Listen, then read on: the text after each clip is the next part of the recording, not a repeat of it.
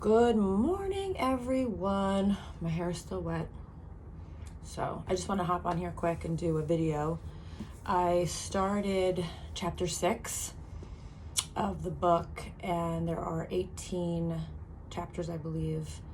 Don't ask me when it's coming out. I think it's Q3 or Q4 of this year. But it's a good chapter because it's called Living with the Narcissist. And a lot of people don't realize that what you see, and we're seeing this a lot in reality TV, what you see on the screen is not what's happening behind closed doors. We see this in almost every case with the covert narcissist or the covert passive-aggressive narcissist. You're seeing a persona, somebody who is playing a role, and that role seems rather philanthropic or maybe like a guru or somebody who's very mild-tempered and soft and kind and evolved and insightful, but you don't see the man behind the curtain or the woman behind the curtain. You don't see what goes on behind closed doors. So be very careful with somebody who portrays themselves to be this soft and kind healer. We see a lot of this in spiritual abuse scenarios, specifically in the church or in certain cults. Somebody who is rather unassuming, who doesn't come off as what they are behind the scenes. So living with a narcissist is entirely different. Living with a narcissist is to live in a gray, dark home where you are walking on eggshells, where you feel isolated and alone, where you have no friends, where you're going to sleep early or trying to find ways to get away from them.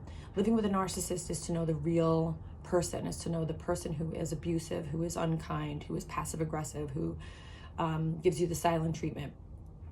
And so what I'm trying to highlight here is sort of that Jekyll and Hyde experience. So somebody who is rather inauthentic, portrays themselves as one thing, and then behind the scenes is rather maniacal, diabolical, and a deviant, quite honestly. So involved in potentially high crimes, dealing with prostitutes, escorts, drug use and abuse, but will portray themselves in public to be something totally opposite from that. And one of the things that they do in their pursuit to smear campaign their supply is go to therapy with the supply, but in their efforts to lay the groundwork to harm that supply in the future, they will only go to therapy to sort of frame the other person, their victim, as being crazy. That person is the problem, not them. So they are going to show up in therapy just for that purpose, generally. They don't believe in therapy other than that it will be exploited towards their goal of laying the groundwork that their victim is the problem. Their victim is crazy, just like all of their other exes. So that is the reason why you may see somebody who is a true narcissist or sociopath, or both, taking their new victim or any victim to therapy services is just to exploit that sacred space and utilize it towards their goal of portraying their victim as the crazy one. We see this all the time with narcissists, totally out of the playbook.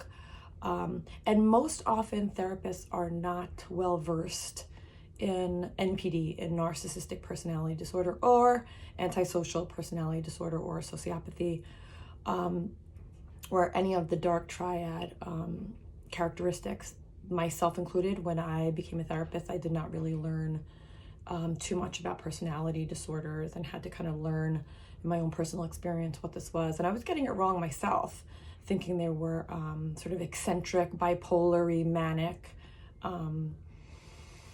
kind of episodes or characteristics that I was seeing. And so I thought, that's something that might fit, but I was totally wrong.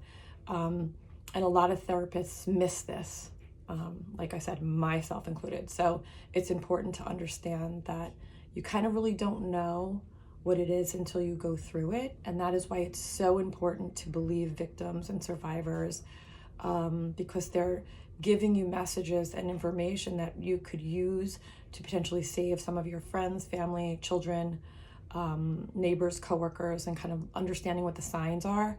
And really, really, the whole point of it is that, you know, when you're imagining who might be a psychopath, let's say, in your life, because there are far more than you realize, they are not going to look like what you think. They are going to look like that friendly neighbor who is super kind. They are going to look like your poets, priests, and politicians. So you have to be really mindful that they know how to kiss babies and stab you in the back at the exact same time. So the goal for my message today is to understand that what you see is not necessarily what's happening behind the scenes, especially on social media.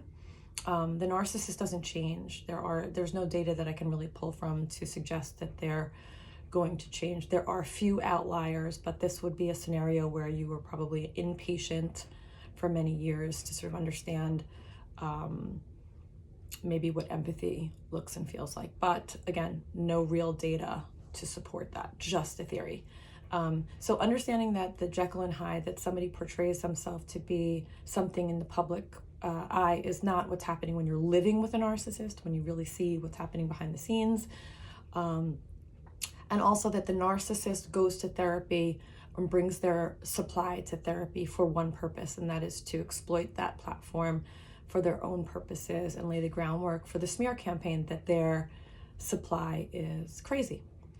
I hope this is helpful. You can find me at tellatherapist.net. Have a great day.